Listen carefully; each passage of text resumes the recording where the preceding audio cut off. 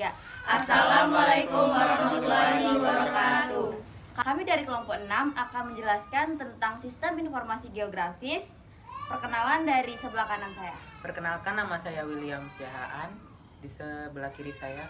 Perkenalkan, nama saya Fiora Yohana dan sebelah kiri saya. Perkenalkan, nama saya Firi Amelia Udayani. Perkenalkan, nama saya Zahra Wena Mareta. Perkenalkan, nama saya Zaskia Humairah. Perkenalkan, nama saya Yusuf Ramadan. Sistem informasi geografis berasal dari 3 kata, yaitu sistem, informasi, dan geografis.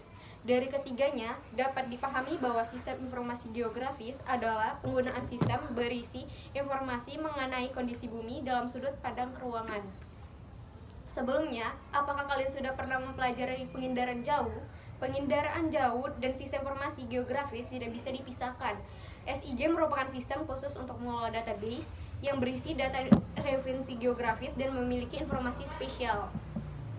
Masukkan data SIG sebanyak yang diperoleh dan citra pengindaran jauh.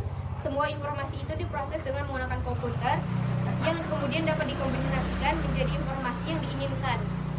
Jadi singkatnya, SIG merupakan sistem yang berfungsi untuk mengumpulkan, mengelola, menyimpan, dan menyajikan segala data yang berkaitan dengan kondisi geografis suatu wilayah.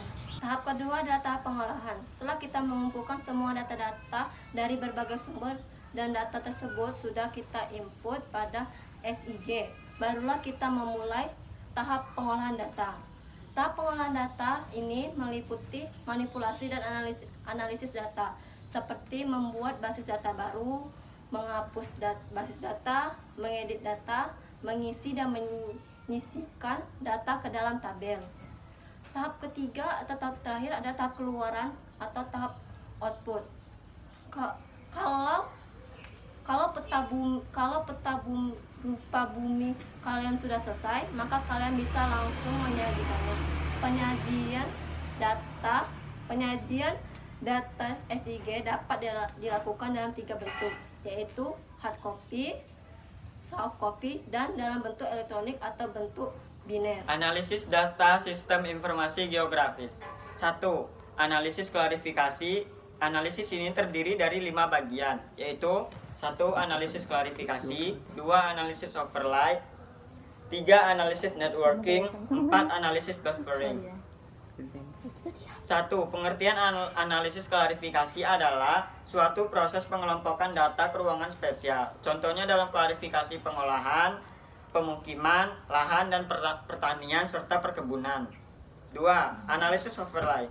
Analisis overlay adalah proses untuk menganalisis dalam menginteraksi tumpang tindih dan atau lebih data ke ruangan yang berbeda. Contohnya dalam berbasis daerah rawan erosi, menggabungkan data ketinggian, jenis tanah dan keadaan air. 3.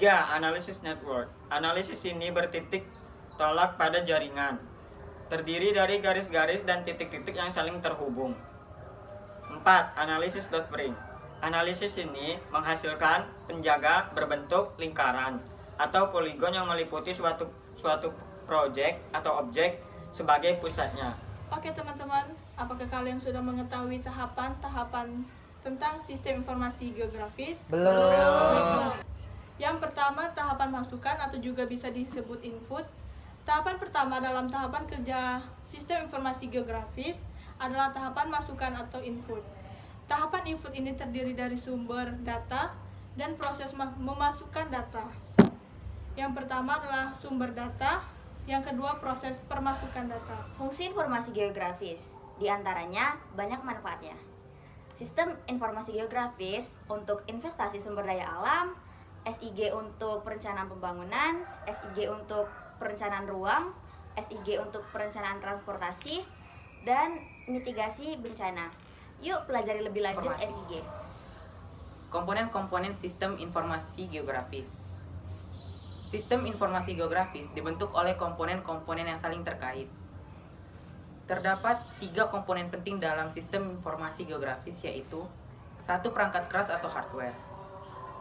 Perangkat keras ini berupa perlengkapan yang mendukung kerja sistem informasi geografis seperti CPU, printer, scanner, plotter, dan lain-lain.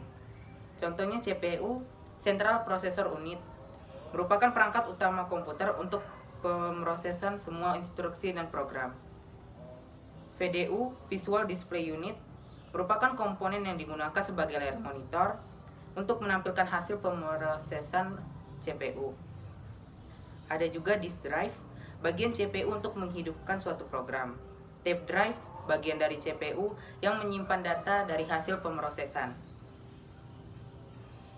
Juga ada digitizer, alat yang mengubah data maupun peta dalam ukuran relatif kecil menjadi data digital. Ada juga printer, yaitu alat untuk mencetak data maupun peta dalam ukuran yang sangat relatif kecil. Plotter berfungsi seperti printer, digunakan untuk mencetak peta tetapi keluarannya lebih lebar. 2. Perangkat lunak atau software. Perangkat lunak yaitu komponen sistem informasi geografi yang berupa program-program pendukung kerja sistem informasi geografi seperti input data, proses data, dan output data. Contohnya seperti QGIS, ArcView, dan ArcGIS. 3. Ada manusia atau user brainware. Manusia sebagai pengguna, yaitu pelaksana yang bertanggung jawab dalam pengumpulan proses, analisis, dan publikasi data geografis. Komponen brainware inilah yang mengolah data hasil lapangan untuk selanjutnya diproses atau digitasi menjadi sebuah peta yang dapat digunakan untuk keperluan tertentu sesuai dengan fungsinya. Nah, Siapa lagi?